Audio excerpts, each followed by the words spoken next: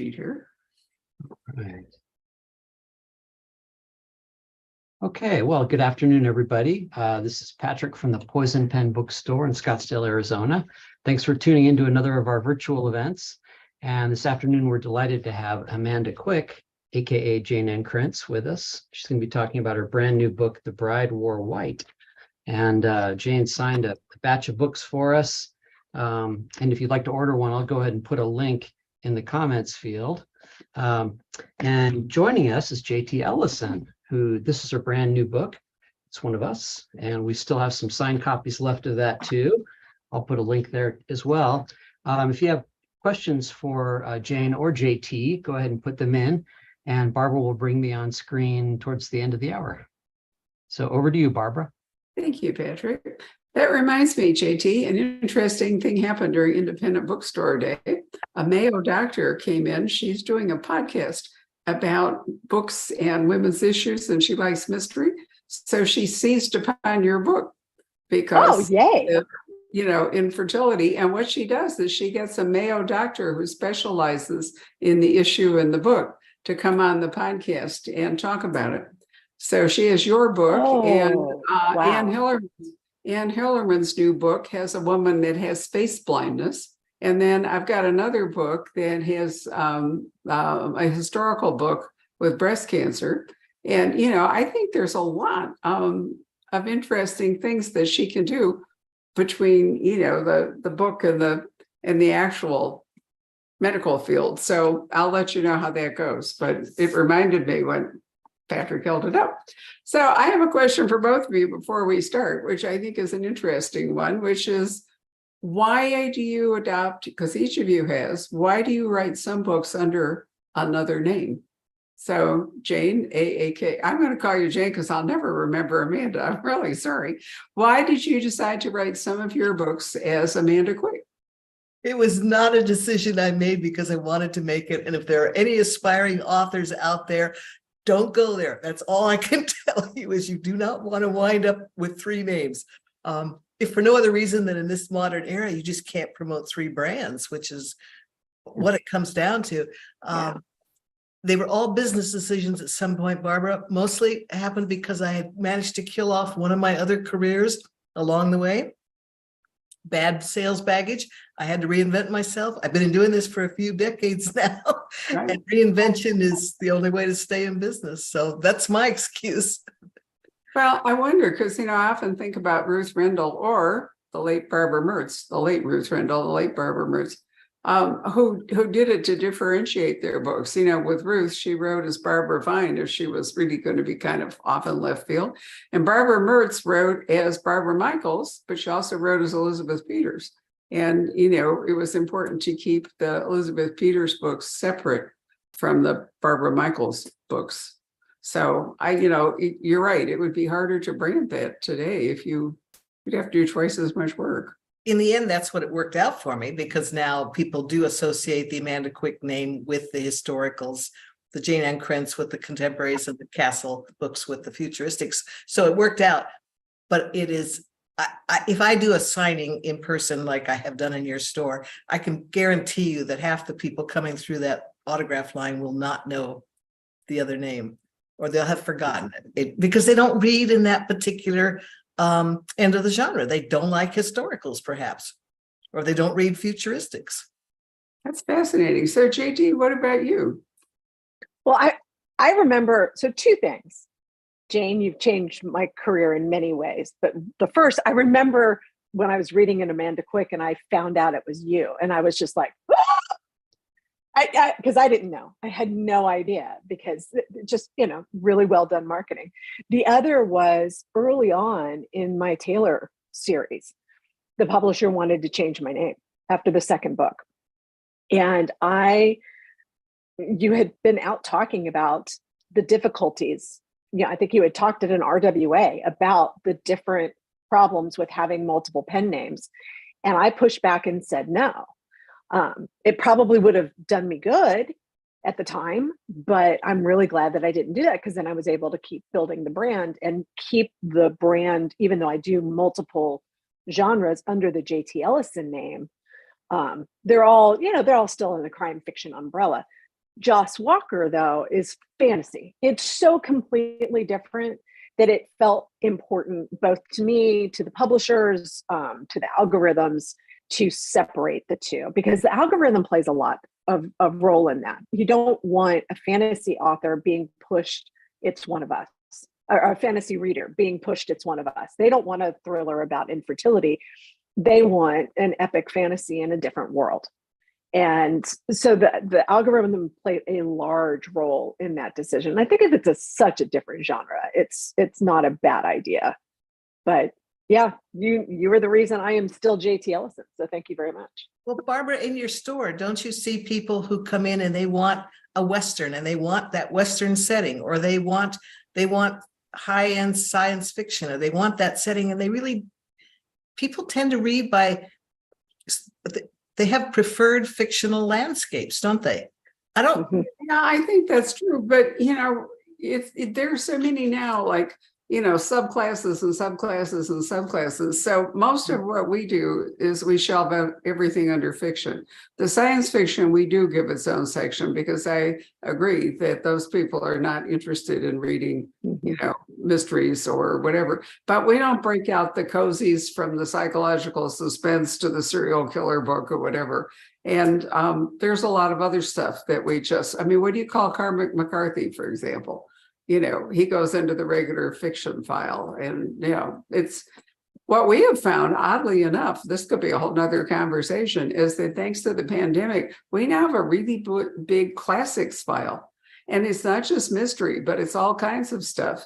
And then you have to make a decision. Is Dorothy Sayers a classic, or does she stay in fiction? Whereas like the British Library crime classics or whatever, they go into classics. So I used to be a librarian, as you know, and cataloging is just as exclusionary as it is inclusive. And, I find that we're doing a lot of that. But the problem is that only the cataloger actually knows what the decision was. That's why the Library of Congress classification eventually beat out the Dewey Decimal in most libraries, because the Dewey Decimal had these rigid walls and you had to keep infiling, whereas the Library of Congress system was, more expansive. But in the end, as I say, it comes down to whoever's doing the classification. And we chase all around the store sometimes looking at he'll come in and ask for a book. And if you're working on the desk and you're not paying attention, you could go to like 4 places trying to find it. And additionally, is it in staff picks? Is it on the new table? Is it, you wouldn't think in a store as small as ours that you could lose books, but it happens every day.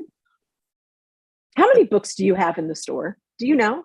No, I don't. And it changes all the time. If you looked in our back room at the moment, they're like 1,500 Jack Carr books. And, they'll either sell on Mother's Day when we do his National Book Lunch, or, there go. It's important to remember that a bookstore doesn't actually own the books. They are there on consignment. And so it's a constantly fluid environment, where the books come in and, they have their shelf life, whatever that might happen to be. In our case, we make it as long as we possibly can. But at some point, in order to make room and free up money, you have to send some of them back. It's a real interesting subject with the IRS, because, they tax businesses on inventory, but they can't really tax us on inventory because we don't own it. Oh, So, but that's a total discussion. We're going to talk about The Bride Wore White, and I know JT has questions, but I think maybe it would be helpful, Amanda, if you tell us about Burning Cove. Just set up the Burning Cove thing so we kind of have a framework. well, the setting is 1930s Hollywood glam, California. The town is actually, in my mind, sort of based on Santa Barbara. To tell that's it's kind of that getaway place for the rich and famous in Hollywood and the stars. And in the 1930s, the mobsters and the mobsters who are trying to reinvent themselves, as everybody else who came west to California was trying to do, was reinvent themselves. That's why you came west. And there's just that sense of building the future and very forward-looking attitudes for good or for ill, you know. And I just like playing with that element of that 1930s glamour, but the underlying darkness of the period too. It just makes for a nice but dramatic backdrop for me. But I should emphasize that there's, as we've said before, every era has more than one myth, right? And in California in the 1930s, there are definitely two easily identifiable myths. There's the hard scrape, the dark side of the Depression and all the troubles that came from that. But then there was this Hollywood glam side, which is just as strong a myth. And they both have elements of truth in them. So I would, for those out there who are wondering which myth I went, this is definitely the light side. This is definitely the Hollywood myth that they pretty much invented for us during the time and the movies. And I just love that. I love the repartee, the conversations in the quick staccato kind of conversations in the films of the time and stuff. And so many of our mystery myths come from that area. The classic hard-boiled detective, the noir setting, that's straight out of California in the 1930s. So that's the landscape. But I have injected a murder mystery and a lot of family drama, pulled a lot on the Gothic elements of family drama for this one. And as the three of us have often described, or tried to sum up the elements of the Gothic, which what do we decide? It was an element of madness, or at least questioning your own, what you see. The classic, the ingenue, the house, and the innocent young woman who is at risk, and the fact that the threat comes from within. So that's what I was playing on for this story, which is a broad view. But basically, the heroine wakes up dressed in a bridal gown that is stained with blood, and the guy next to her is dressed as the groom, and he's dead, and she's holding the knife. So that's the setup. It's a great setup. It's a great setup. And I wanted to talk to you about the beginnings, because we've talked about your beginnings before. I think they're one of the most masterful that I've ever read. If there are any writers that are watching this, you need to go and read the openings of your books, because I'm gonna read this. You encapsulate everything you need to know about this story in just a couple of lines. The moment she removed one long black glove and touched the rim of the crystal bowl, Madame Ariadne knew the client on the other side of the table intended to murder her.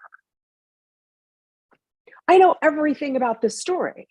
I almost know the setting, but a long black glove, obviously it's not modern, right? We aren't talking about 2023.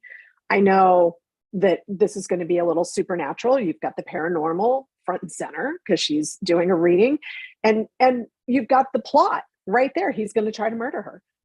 It's masterful. It's absolutely masterful. Well, I read it to Randy and I'm like, look at this. This is just perfect. Not fair. Well, thank you. That's praise indeed, coming from somebody who does very good openings herself. I think both of us tend to jump into the story at points that we find exciting. That's kind of how I think both of us work. And well, that is in media res right there, right? You're there. There's no holding back. So that's our story, and we're sticking to it. So the Gothic elements of the story, I love that, because we do talk about the Gothic a lot, but the House of Shadows is modern, right? It's kind of felt like a Frank Lloyd Wright almost house but it was on a cliff. I'm like, nope, there you go. It's isolated. You've got that isolated. It doesn't matter if it's modern or historical, or it could have a crumbling castle or a Frank Lloyd Wright. It can still be Gothic. Yeah, I think it's the element of the house, as the three of us have often discussed, is just so important, because it just tells you right away that the danger's from within. Well, it has to be isolated, and it also has to encapsulate whatever's going on. It forms a perimeter, so to speak, for the story. Yeah. Although I just read T. Kingfisher's House with Good Bones. Mhm. And she puts her haunted house right in the middle of a modern subdivision, which I thought was a pretty Well, clever. that's fun. Yeah. But she does what we're talking about. And what Barbara just said, she rings it with dangerous roses. The roses are a protective fence. Wow, that's almost like a fairy tale thing. That's almost like Ooh. Arthur's Grim. Ooh. I enjoyed it. Oh yeah. Yeah, I need that. Totally want that. I totally want that. That sounds so cool. Well, I want to talk about Jack too. So I want to talk about Prudence, because she is such a cool character. She just, she is our psychic. She is Madame Ariadne. She's on the run after being framed for this murder, and she stumbles in with Jack, who feels very Sam Spady to me. This whole story, it has all of those elements of the old classic crimes that we were talking about, and the modern Gothic and the 1930s. I mean, it's really so many layers. And I think that's part of the Gothic too, right? Or the layers on top of each other of all of these. And that fence is pretty cool. So tell us a little bit about Prudence, and then talk to us about Jack and his crime tree, because I'm completely fascinated by this. Well, I was stuck. Another word of the wise to anybody who's trying to write out there. You want to be careful when you pick something that is definitely for which there are no words in that particular era, right? I ran into the same problem with radar in the 1930s, because the word radar did not exist until the 1940s, even though they had it in the 30s. They just had different words for it. And this time I ran into it with criminal profiling. Profiling was not a term that was applied to criminal behavior in those days. So I had to work around that, because essentially what my hero is trying to do is create one of the first true criminal profiles that could be used for crime solving. So yeah, word to the wise, be careful about picking a subject matter for which there's no word at the time. But I wanted that noir element of basically reinvention. Both of my characters are in the process of reinventing themselves. And I tend to do that a lot with my writing. My characters are often in the process of reinventing themselves, because I think most of us have to do that our whole lives. We just don't think about it that way, but that's actually what we're doing just to survive, just to keep moving without getting lost in the past. Just moving forward requires some kind of reinvention. And I think it pays to be aware of that, because then you can do it with purpose. You can think about it.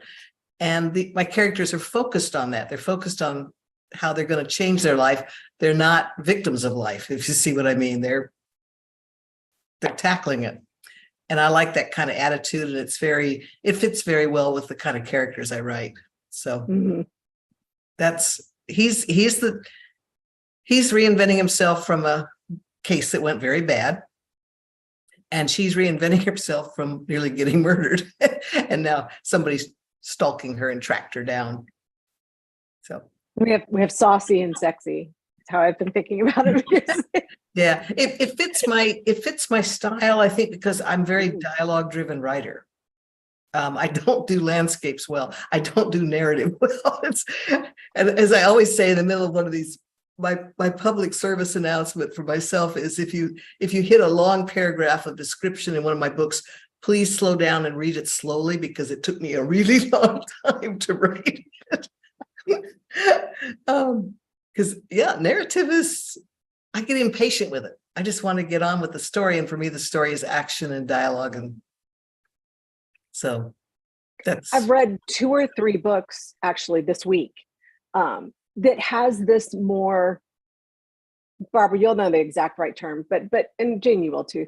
It's more of an observational third person rather than, what I do. I get so bogged down in those descriptions, right? And it can slow the story down, and you have to when I'm writing, I swear I take half of the page and turn it to dialogue when I do a revision, because it's just constant narrative. And I want to learn how to write in this more observational third person because I think it makes the stories snappier. I think you can move through time in an easier method. It's not, first they did this and then this. What do you mean observational third person? I'm not sure. It doesn't feel like you're really deep inside their heads. They can say what they need to say and then they move on, right? They're not deeply, I call mine close third, because you're so in their head. You could take out the she and make it I, and it would be the same sentence or very close to it. And that's not what this is. This is a little bit like one step up from that. And I guess that's why I'm saying observational, because it feels like it's got a little altitude on the story, that you've got a little narration. Does that make any sense? Don't you worry that that's going to put some space between the reader and the story? Because you do the other version so well. Are you going, is there a trade-off involved, do you think? I don't know. Okay. I want to learn how to do it, because I feel like it's really snappy. You've got a really distinct voice, right? I mean, it's incredibly distinct, and it's funny that you say you don't like the narrative, because I think you do an amazing job of it, especially in this, when you're setting the Gothic stage, right? You have to have that. Well, I will. I'll look forward to seeing how it. I know. We're going to have to talk more about that. I'm not sure authors can change their voices so easily. I bet you're going to find out that it's not as observational as you think, or it'll turn out to be an exercise. I bet. Don't hold me to this, but I'm just guessing, because your voice is so strong. I think you don't want to work against a good voice. You know what I mean? You want to enhance it. That's all you've got. That's all any of us have in this business, is our voices. So don't screw yours up, pal. I'm just saying. Okay.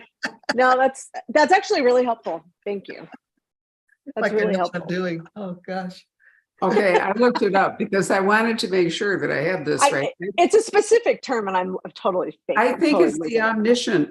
It's the third person. Now, and according to this little thing, I mean, I was pretty sure that's what you're talking about. In theory, it's the most open and flexible point of view available to writers. As the name implies, an omniscient narrator is all-seeing and all-knowing, and can move stuff along. And I think that's really what you're talking. That's what I'm trying to say. Omniscient, that's what I'm saying. But I think different stories require, sometimes, narrative setting up the landscape and all is an important part. And sometimes it's an action thing. I had a really fascinating discussion Sunday night with Dennis Lehane and Michael Carita that you both ought to watch. And Dennis is really prefers script writing for a whole bunch of reasons that he explains. But one of them is that script writing is like a blueprint, he said, because it can constantly and inevitably is constantly changed as the story is then develops on the screen, and you have writers involved, and stuff happens, and it's raining one day and your outdoor scene went south, but you can't stop the filming, so you have to write another scene in a hurry. But anyway, the point of it was that you're not in your head in your room, not wanting to be interrupted by anything. That he said he could actually write a screenplay during the Super Bowl if he were sitting in the stadium. Wow. He's not going to be interrupted by whereas if he's sitting in his office and he's trying to write and something happens that throws him out, and he could lose a whole day's work, which I thought was very interesting.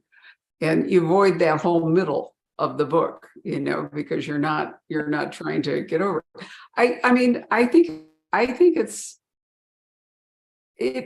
storytelling evolves, and I think Dennis's books are very different when you read the Angie and Patrick books, and then he wrote Mystic River, and there was like a reset, and then he did his own Gothic, Shutter Island, which is really a Gothic, and and then he's gone very dark and noir, and who knows how it will go on. Don Winslow and I had a similar discussion, because we went through our entire 30-some years and 22 books, all of his books together. We've done them all together, and how different his original books, his Neil Carey books are. And then once he wrote Power of the Dog, it like totally changed.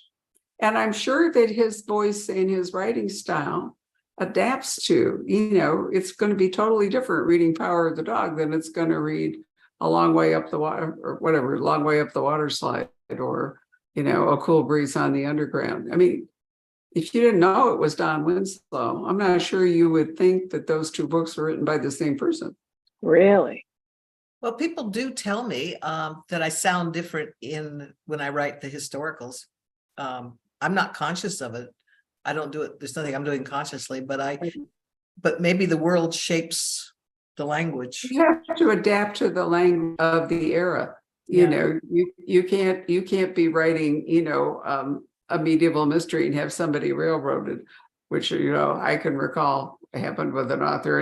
And I remember, editing a book, an ancient Roman setting, and I actually had to look up concrete because I kept thinking like, no, it wasn't Roman. It turns out it really is. But, you can trip up over. So I think you really have to model your historicals upon the way people think it sounded. Because Yes. you obviously can't write a medieval novel in the language of Chaucer because nobody would be able to read it. No, no, that's true. No, you're right. You fit the language to the way you think it sounded too. And that's the way the reader will, because a lot of our landscapes have been set for us over the past century, really. Everybody knows what the gaslight world looks like, because of Sherlock Holmes. You don't even have to do a lot of description. If you set a book in the late Victorian London, people kind of can step into that world. The readers can step into that world quite easily without a lot of narrative. Same with Regency now. The Regency romance is such a thing. It's really come back. Wow. I've got 2 Regency romances I have 3 coming in May. Oh my gosh. I know. Oh, and one of them, the Goodman book, is really, it's interesting because it has the whole kind of thing about modern women's agency, wanting to come into agency, but you can't really because of all the constraints that society puts on you. How's that work out? And one of them is writing Jane Austen in a different take. And so even the Regency has a lot of variations depending on what the writer is trying to accomplish. Yeah. Bridgerton, it's a Bridgerton effect. Mhm. Thank God for it. I thought they did a great job with that. No, it's all coming back in a different way. Julie's books are great. I'm up to watching 6 episodes of Queen Charlotte, but that's coming right up. Anyway, yeah. So why did you decide to write historicals? What is it that interests you about historicals versus the modern? I like it. I should say I didn't ever try to write historicals until I killed off my contemporary career at one point back at the start. When the Krentz name went south, I had to recover, and I made myself step back and take a look at what I was really writing at the time. What killed the career at the time was the futuristic settings I was going for. And I realized that if I took out the futuristic elements, essentially the futuristic landscape, and just looked at the relationship I was working with, I was essentially looking at a forced marriage of convenience story. 2 people who had to work together in order to survive. And they had no reason to trust each other, but they were going to have to. And as soon as I said that to myself, I realized, well, that fits perfectly in the 19th century when so many marriages were made for business reasons or whatever. And 2 people were going to have to make a go of it for the rest of their lives or figure out how to endure it. And that the conflicts inherent in that kind of a setup really lent themselves well to a romantic story, a romantic version of the story, which in real life probably didn't happen, but in the romance novel, it works very well with 2 people essentially having to learn to trust each other. And that's how, and since I always plot with an element of mystery, there's always a murder mystery in my stories, essentially having to trust each other in order to survive is what it comes down to. So it just, without a cancel clause, right? That is how marriage was up until the 20th century, most of the time. Divorce was only possible for a very few, usually the very rich. And so a lot of people didn't get married at all, or they had, outside relations, which leads to all kinds of exciting stuff. The royal family, unfortunately for them, failed to remember that the 21st century wasn't the Victorian era, but here we are. Yeah, no, so that was how I ended up with the historicals. And then it's a very good setting for illustrating conflicts that are current today, but you can't use, but aren't as visible, I guess you would say. The kind of conflicts we all know inherently are there in relationships, but they're starker and the contrast is stronger when you look at them through the lens of the past. It's easier to see what women were dealing with if you take it out of the current time and put that same problem essentially back in the 1900s, and it's a sharper focus, which makes for great conflict. How do you get your language from the historicals? I mean, where are you getting? I mean, I know you do a ton of research. Where are you doing your research to get this very specific feel for the 30s? Over the 30s, there's a lot of material out there. My favorite are actually original sources like, frankly, newspapers. They're that was kind of the heyday of muckraking journalism, and the whole image that we have of the classic newsroom, with the clacking keys and everybody desperate to get the story and willing to slide, willing to fake it to get the story and all that. So the newspapers are a lot of fun. The menus of the Times are a lot of fun. And then there's a whole bunch of technology and science that we've forgotten about that was big at the time. People were just really starting to mess around seriously with robots, and the fear of the robot taking the jobs and everything else was stronger then than it is now. I mean, there was real anger and fear of the robots that were being used. There was a lot of sense of, it's a time when, especially out west, there was so much invention going on in the aircraft world, the military world, because the war was coming and everybody knew it, and so there was a lot of emphasis on military development. One of the more interesting pieces of research I did was, what should you have invested in? What stocks should you have bought if you were looking ahead at the time of the crash? What would you have picked up? And the answer was core stocks, mining stocks, metal stocks, agricultural stocks, all the things a society needs to survive and rebuild. When commodities, and that was what people who made their fortunes, that's what they made it in. That was kind of an interesting, I kept that in mind just in case. Yeah. Oh, that's super cool. Did you hit any roadblocks when you were writing this? Well, there's always roadblocks. I think the biggest risk for me is going down a road that I'm getting bored with. I don't think of having writer's block, but I do think of having writer's boredom. I think it's quite possible to get bored with your own story, simply because it's too clear and too sharp, and in a sense, you've told it to yourself. And I think we tell these stories first for ourselves. So if it's a story we've heard before or told before, so part of my technique involves making it curious for me, making it interesting for me, and I think of the whole process as answering questions, posing questions, then answering them, and that raises more questions and more questions. Is that what it's like for you, or are you looking for the next question? And that's the exciting part, is wondering. I don't like the outline, because then it's already there, and then I'm just writing to meet the plans, and it's not boredom. It is boredom, but it is truly boredom, because I actually said that this week. My traitorous mind wants to do X instead of what I'm doing, because it does. But I mean, that's by flipping pen names and flipping, historical to future, you can have that kind of palate cleanser in between your stories, right? Yeah.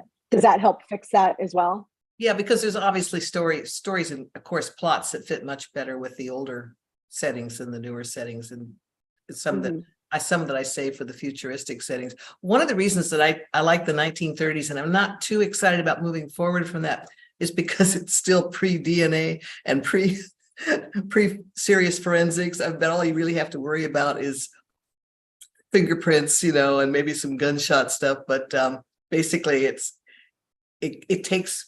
allows me to use the amateur sleuth, which is always my favorite kind of crime solving. Or the private eye, because the private eye then was actually, functional today. I mean, it's almost always some computer guy doing background checks or something. And I kind of miss that traditional, Spencer and Hawk, or, Patrick and Bubba, I think that was his name. But, you don't see that many PI novels anymore because they're hard to write, because they're not terribly realistic. It's just so easy to pick up the phone and get the answer you need, or tap it onto your, iPhone, and boom, there it is. Now we know the answer. Right. I guess with all the surveillance cameras and tracking things on your phone and, location devices and all, the role of the PI, the gumshoe, so to speak. Think about Archie Goodwin. I mean, Nero Wolfe could have just been up there with his orchids and his phone. He didn't need Archie at all. What would you go to today for if you had what question would take you to a private eye? What would make you go to a private eye? I'm not sure. The ones that I know, because I actually have a couple of friends who are PIs. A lot of it is medical malpractice. Like somebody says that they need disability, and then they, watch them mowing the lawn and take pictures of that. And cheating on your spouse still is a huge thing. A big one. Okay. Yeah. Yep. Still a big one. And then now one of the big things is finding your birth families and your siblings and everything. You can use the DNA databases, but there are some, obviously you're hampered by how many people have put the DNA in. Yeah. So if your birth mother has not put her DNA into the system, it's very hard to match her up, and they have to, do very circuitous routes. So those are the big things. And then corporate espionage as well. Okay. Really big. Interesting. Yeah, the DNA thing, boy, lots of ugly surprises have surfaced. Very, very difficult family dynamics have resulted from DNA searches, many of them accidentally. The person doing it, didn't realize that they were about to upset the family apple cart. But then there's the whole criminal, the whole increased ability to find, criminals based on DNA and so forth. It's ever burgeoning field. Jane, if you're writing about the 1930s, wouldn't the movies be, a classic sort of source for you? I mean, even at this distance, it's hard not to think about, Jean Harlow or Clark Gable or some of the really, amazing. It happened one night. I mean, one of the things I love to find them on, what is it, the Turner Channel, and then I'm trying to remember, there's some other things, but it's kind of hard not to. I think even at this remove, many of us, have pretty clear images or memories of actors and of stories from the 30s. But I would think the dialogue from the movies would be a huge help for you. They were, actually became a great resource. I'm glad you reminded me. For one thing, it's fun research. For another, it can help me confirm some language that I wasn't sure of, and that the books, the modern day, even the OED was not correct on, frankly, like the word okay, which was, I think technically my sources said it didn't come into use until the war, World War II. But it happened one night. Clark Gable says it several times. And so hearing it in the movie that I know was filmed in 1937, I feel confident putting okay into my books now, into that era. The other thing I love it for is the cars. Because at the time it was very popular, especially in California, especially among Hollywood crowd to have the cars custom designed. The bodies of the cars were often custom work. That boat tail, if you look at Topper, you remember the movie Topper, the ghost thing? Yeah. And there's a fancy Clark Gable and whoever he's driving with are in a really beautiful car. That was custom made for the film. It wasn't like off the street car. And that turned out so the car work was apparently a really popular. It was a big business. And the other thing I kept running into was, what could you do with a telephone? Could you take a call? Could you take a call out by the pool? Well, yeah, you can, but I couldn't figure it out from the history of the telephone people the telephone history as I were reading. But when I watched some of the movies, there they are. They take the phone out by the pool and they plug it in. Or they have a super long cord, you tell there's a butler. I was laughing when JT said something about gloves, because obviously from the 30s, you can get terrific fashion if you want to describe people. But I watched this afternoon, I took a short break and I watched the pictures of the Met Gala from last night, because, it's the first Monday in May. And I'm telling you, JT, nearly every woman. Are the gloves back? Gloves. So Nice. Gloves seem to be suddenly making a comeback. I was really surprised looking at them. Of course, this was a kind of a tribute it was a tribute to Karl Lagerfeld. And so a lot of the clothing was actually vintage, but it's only vintage till like 1950 or when it was. I think that's about when he came along. But really, I was so surprised to see all these gloves again. And I wondered if this would start a sort of retrend to gloves. I thought COVID might actually have done that. Yeah, I remember my mom not just rubber gloves, but fashion gloves. Dexter gloves. Purple leather gloves. I remember my mom saying something about always going shopping with gloves, and I said, I said something about what a pain, just to put them on and clean them. It's just. And she said she was always taught that it was kind of a sanitary thing. I mean, you went out into a dirty world, you put gloves on so that your hands were not. Because you were getting on the streetcar, you were, dealing with the dirt of the world, and the gloves were kind of both a fashion statement and had a practical purpose. Right, but that's why women wore veils a lot of the time too, because the transportation blew so much stuff all over you. If you wore a veil, yeah, you could kind of keep clean. So anyway, JT, you had other questions, and I keep talking. So what else? No, this is fascinating, because I'm thinking about the last time I wore gloves, which was for my debutante ball, and then my post-deb. I had the over the elbow long satin gloves and all of that, and it was oh my god, we felt so fancy, and we should bring gloves back. Yay for the Met Ball. I'm gonna go watch that now, because I really want to see it. Well, some of them are totally outlandish, but yeah, right. I saw Anne Hathaway's dress. Look, I did see a quick snippet of that, and it looked gorgeous. Well, what did they do? What did they do? They can't sit down in these outfits. They can't hardly move in them. What happens after they do the walk up the runway? I'm pretty sure that some of it detaches. There's a movie which I can't recommend highly enough called One Monday in May, which honestly, my husband, who's the least fashion conscious person I know, we were on a cruise ship, and for whatever reason, at 5:00 in the afternoon when he was bored, they were showing One Monday in May on the cruise ship, and I went to see it. And then I said to Rob, you might really want to watch this. And by golly, he came with me, and he was riveted to it. And then we watched it at home and showed it to somebody. Because it's museumology, it's all kinds of things are in play, rivalries between the curators and how to deal with the art and how to keep it safe, and where to put. I've been there after a first Monday in May. I've been to the Met several times to see what they do with it, because they moved it out of the Fashion Institute into the rest of the museum.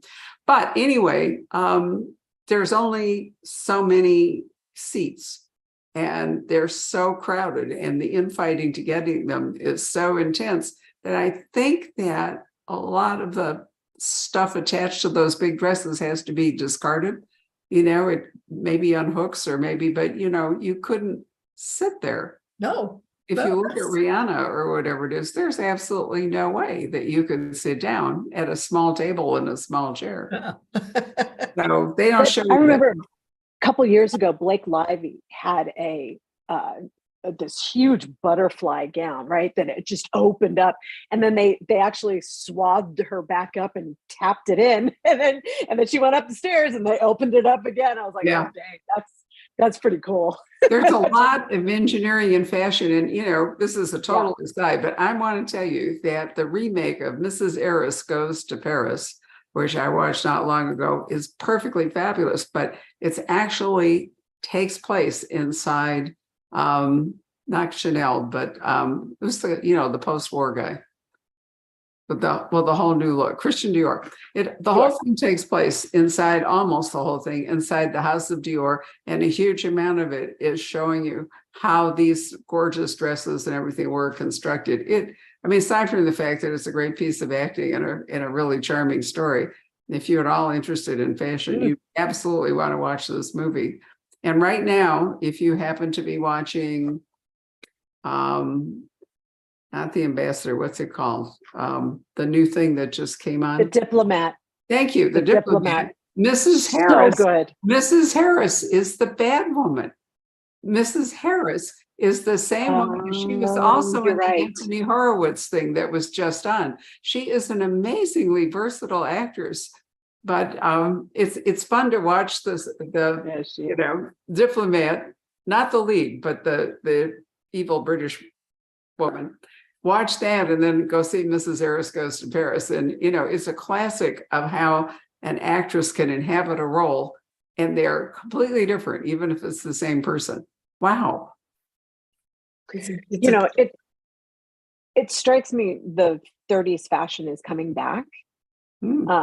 This past weekend, Randy and I went to this place called Arrington Vineyard, and all the kids were there for their prom photos.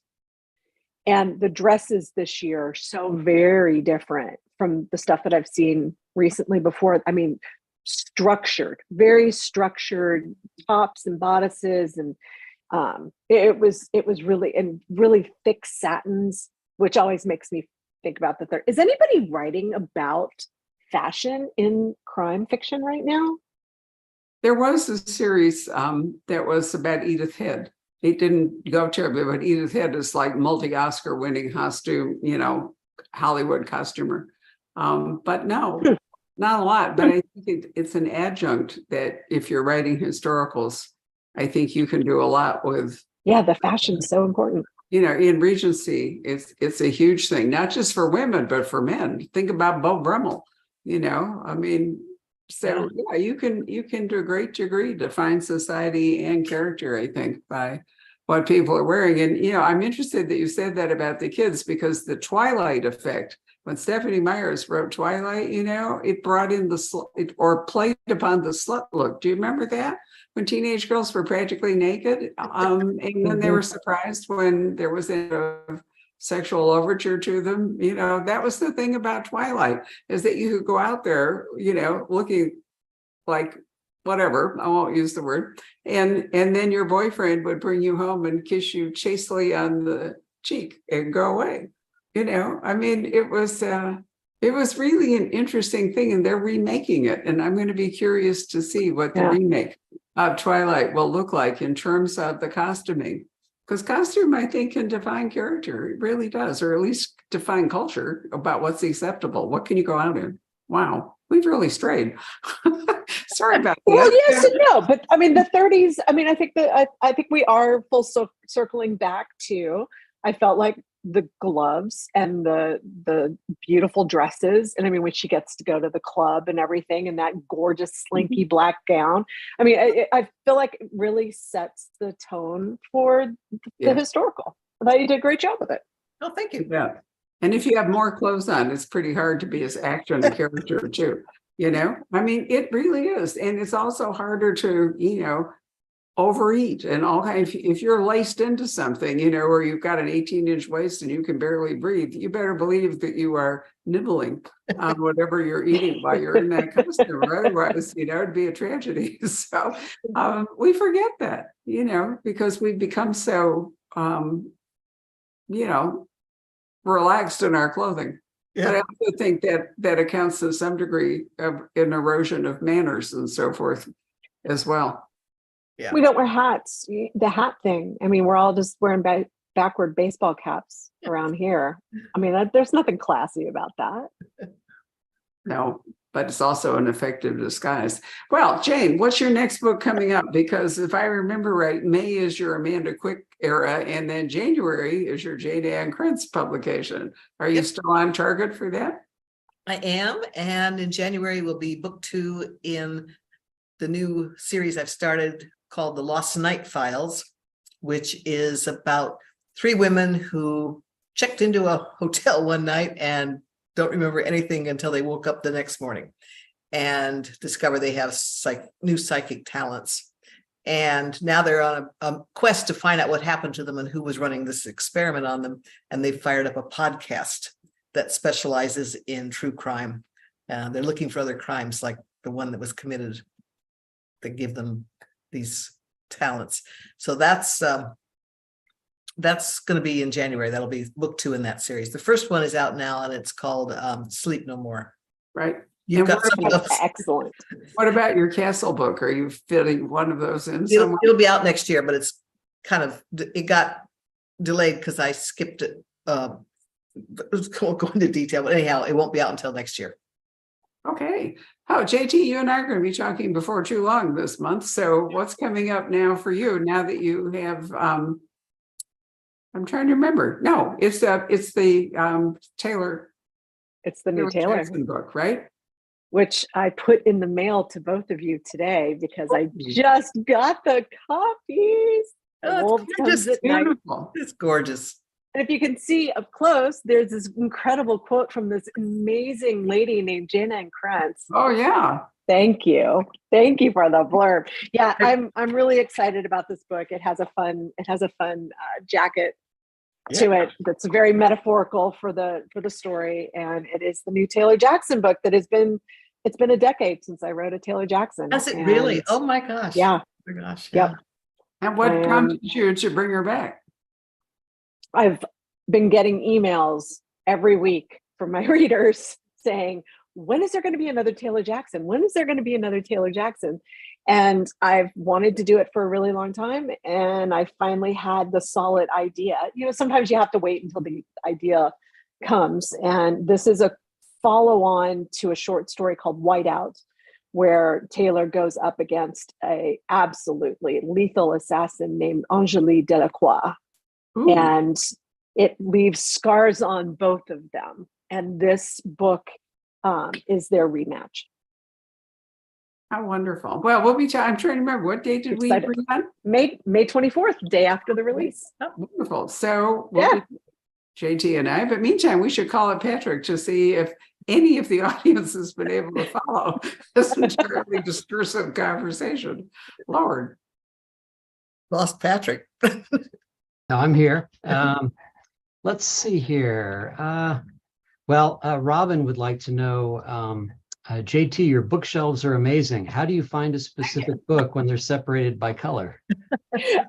I call people and ask them what color the spine of their book is. I've got some friends who were having a writing retreat this week, and she came in my office, and I'm telling you, this is the kind of friend you want, that you can go into their office and you know where their book is on your shelf. So she came in, she knew it was green, and she was in the green section. She was like, oh, there it is. And she pulled it and walked up. So most of it I've shelved myself. So I know where things are. And I sometimes stand and stare because they just make me happy, all those books. But yeah, sometimes I actually need to go do a little research and find out what color a spine is so I can find things. Are the majority of those yours? System. than the one we talked about, not Dewey Decimal, not Library of Congress, Right. AG's Right. color system. Love it. Yeah, the color system is a little weird. No, the shelf over my right shoulder, that shelf, those are all my books. I see. And the rest of it are to be read. So this is the fiction side. Oh, wow. And this is the nonfiction library Oh, nice. with the white fiction. So Oh, wow. yeah, How a cool. lot of books. I like books. Imagine that. There's also a question just about the name, JT Ellison. Can you talk a little bit about that and how you came up with, or why you chose to do the initials? And So JT has actually been my nickname since I was a kid. It's what everybody called me in elementary school. And the only people that call me by my real name are my mom and my husband when he's angry at me. So JT is very natural. When I submitted my first manuscript, I did do it under my name, which is awkward to spell and pronounce. And my agent very smartly said, why don't we try initials? And it will have the added bonus of people won't know if you're a man or a woman. So very interesting that the androgyny was very, very wanted and needed then for female authors to then present as male. And now the male authors are using initials to present as female. And it's all a mess. And then John. Yeah, I think that's really it. There was a question for Jane about, how many books can you write in a year? But maybe we should ask both of you. Do you have a record year for a number of books written? back at the start of my career when I was doing category romance, I remember years when I probably wrote 4 or 5. But keep in mind, those are shorter books. And I was a lot younger and I had a lot more energy. But for years now, for me, the 2 to 3 has been my norm. It takes me about 3 to 4 months to do a book. And I try to take a break between them because I know I need it, but I get kind of restless if I'm away from the writing for too long. So even when you were writing category romance, did you have a mystery element in them, Jane? always, I don't know how to plot without a murder. I suck at short stories because I can't stick the murder in and get it solved. Why did you write romance? I mean, was it an easier entry than No, trying? it was always romantic suspense, Oh, okay. and there was no very small market for romantic suspense. Just like there was I was not hardcore mystery, enough for the mystery market, and so the romantic suspense has always been under the umbrella of romance, hasn't it, JT? You could always do romantic suspense. You could always do suspense in romance, but you couldn't do romance in suspense. Okay. Correct. Of course, I always think of Mary Stuart and Victoria Holt and her mini persona. And I grew up when romantic suspense was a huge thing. I have tons of it. I've kept them because they've gone out of print, and I have a whole hidden closet full of, I'm going to read them before I quit. I bet a lot of it was British, though. So, yeah, a lot of it was. That's very true. I hadn't thought about that. You're right. Probably, Phyllis Whitney was very American, of course. And, she and Barbara Michaels, those were really romantic suspense. Yeah, yeah, they were. But most of the kind of classic British, of classics that we think of now as romantic suspense, kind of had a British bent or often a British setting. It was they view it differently, or they viewed it differently over there. They saw it as more mainstream fiction. I remember years ago walking into bookstores in London and seeing books that over here would have been firmly placed in the romance section if there was a romance section, but in London they were on the new bookshelves or the new book table, just like the new mysteries and everything else. They just had a different view of it.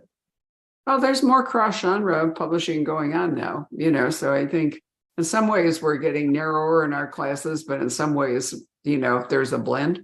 which comes back to the whole question of where do you put books in your bookstore and hope you don't lose them. Right, Yeah. Patrick, isn't that a chronic problem for us? Is that, we have Yeah. the book, we're not sure where it is. Yeah, exactly. I saw that book. I know I saw that book. Well, it makes you look Well, like an idiot right there in well- front of a customer, and you go, I know we have it, and they go, well, where is it? And you're going, I can't find it.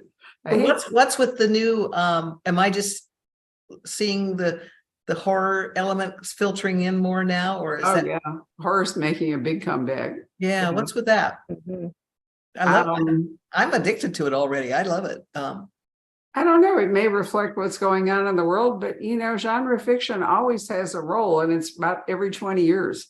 I actually thought a long time ago, when I had more energy, that I might go back to Stanford and finish my doctorate. And I didn't do it because I never could think of anything to write about. But I really am interested in genre role, and it's generational as a rule, about 20 years. Okay. It goes up and it comes down. And we've seen that. I mean, when I started the bookstore, historical fiction was really dying. And all of those writers went into historical mystery. And it was spurred on by Ellis Peters and The Name of the Rose. And so the 90s had this huge wave of historical mystery. I mean, you could find there was Babylonian, there was Egyptian, or whatever. And then it died away again, And if you remember in the 90s, the whole woman sleuth thing, all the female PIs was enormous. And Yeah. for various reasons, some of which we've touched upon, that too, has gone away. And now we're finding women in different roles, but not generally private eyes at this point. So I don't know, Patrick, which ones have you observed going up and down? Well, I think you're right about the horror thing, definitely. It's sort of like a new, it's reinventing itself, and it's kind of, a lot of different kinds of stories being told, which is great, So you have writers who it's not considered fringe, there was a whole, not fringe, but there's kind of a literary horror hybrid you're seeing with people like Stephen Graham Jones, and writers of that nature. And She's got a new tapping into- audience as well as a new generation of writers. Yeah. It's a double thing. You've got new writers, but you've also got new readers. Absolutely, yeah. So it feels fresh, to all of them, and it's exciting. And then when it gets overdone, as it always does in publishing, it will be boring and people will drop out again. I mean, that's just, think about it. That's right. I feel like that's where domestic suspense is right now. I feel like it's been done so much, so Well, much, yes, and but that's why we're. we've talked about the Gothic making a comeback, Mhm. and in another, maybe when we can talk about female rage and female I know. thrillers, which I've been inundating you with, because that's another, Yeah, they sort of push each other. And, and television's having a big, streaming is having an effect too. I think you really can see the Bridgerton effect for sure.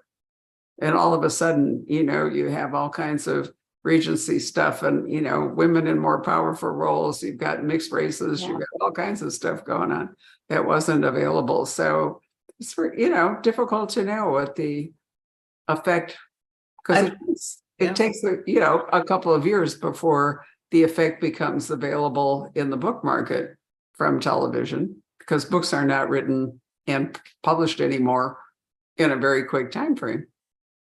What I find really interesting, and I'm going to end on this, entirely coincidental, because I just finished our May, roundup of what's publishing in May.